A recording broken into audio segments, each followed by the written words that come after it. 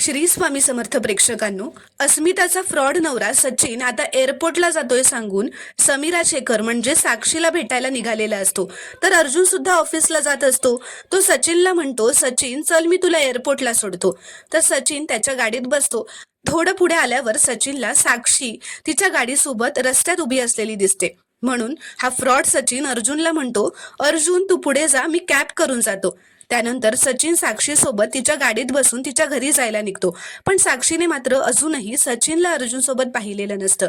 आता अर्जुन त्याच्या गाडीतून पुढे आल्यावर अर्जुनला एक कॉल येतो की देशपांडे आज आले नसल्याने मीटिंग कॅन्सल झाली आहे.